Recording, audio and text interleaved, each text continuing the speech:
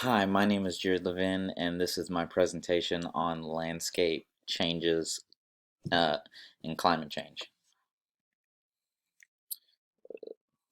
So, how climate change impacts landscapes on a global scale. Now, uh, that we often think about human-induced climate change as something that will happen in the future. Um, I believe it will. It is an ongoing process. Ecosystems and communities in the United States and around the world are being impacted today by the stuff we do on a daily basis. We're global contributors to climate change, whether we like to think so or not. Um, from what I read, global temperatures rose um, um, 1.98 degrees Fahrenheit from 1901 to 2020. That's a lot. It may not seem like a lot, but it's a lot. Now, but climate change refers to more than an increase in temperature. It also includes the sea level rising, changes in weather patterns. Uh, these include drought and flooding, hurricanes, tornadoes, more, uh, and things that we depend on and value, which is transportation, water, agriculture, ecosystems, human health. Uh, we're all experiencing the effects of climate change and changes to water resources. Now let's go to our first example. All right, changes to our water resources can have a big impact on our world. This is my first example. Now, you see right here in the corner, this is an example of flooding.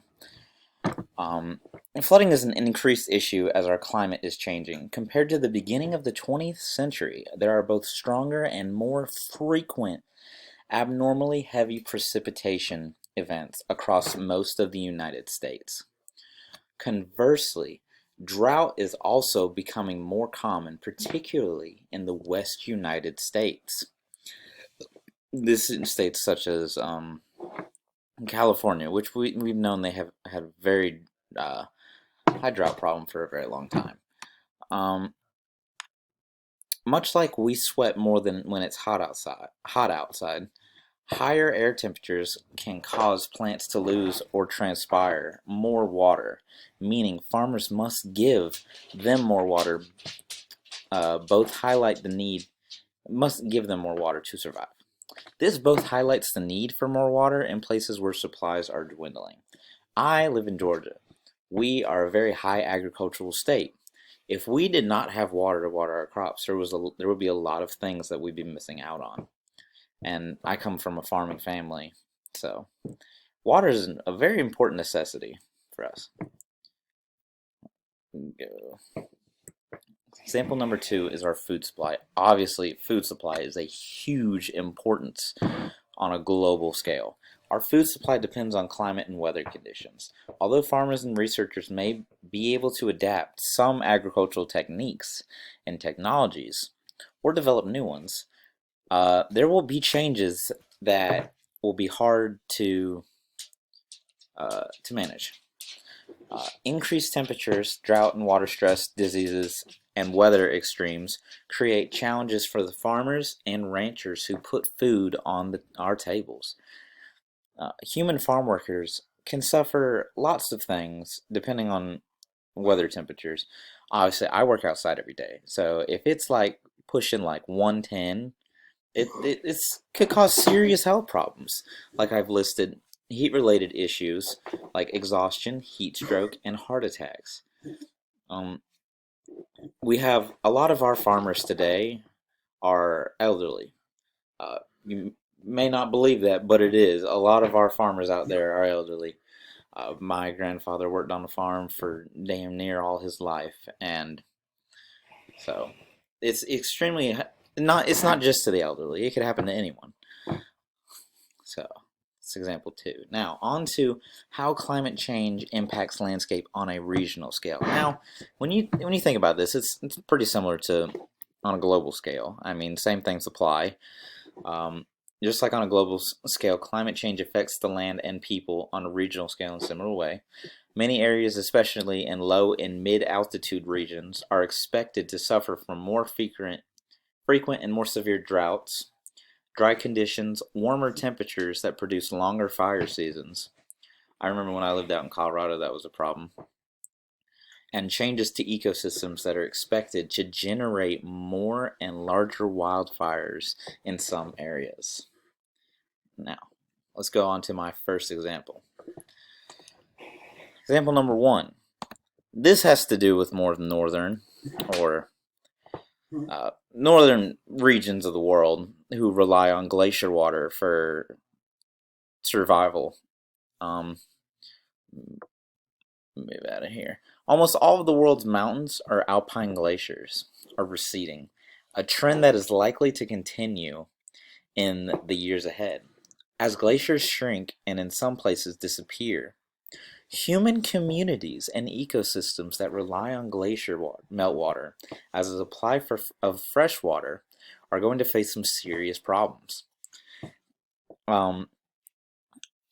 In some regions, people depend almost entirely on glaciers for the water they use in towns, cities, and for agriculture. To list an example, Chile relies a lot on glacier water. Just as an example. Let's go to my second example. Now, in America, we rely on agriculture for most of our food as well as other products. Sporadic weather changes caused by climate change have disaster effects. Now, I talked about this a little bit earlier, like weather changes, tornadoes, hurricanes, droughts,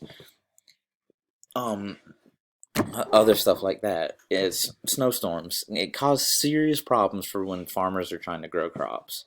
If plants are not in the right weather conditions, they will die. It doesn't matter what you do to them, they're going to die. Unless they're maintained in the right temperature, watered daily. If they're in too colder weather, they're going to die. Obviously, tornadoes and hurricanes will rip those things right up. We've seen it all over the place. When we have hurricane season here in the south and on the east coast, it is a huge problem for agricultural farmers and ranchers. So, we also can, like I said, we experience severe droughts. If we don't have water, we can't grow our crops. It's also extremely unhealthy for the landscape as well as lakes and ponds. Now, I work at a fish farm, and if we don't have precipitation, we have to manually fill up our ponds with just well water.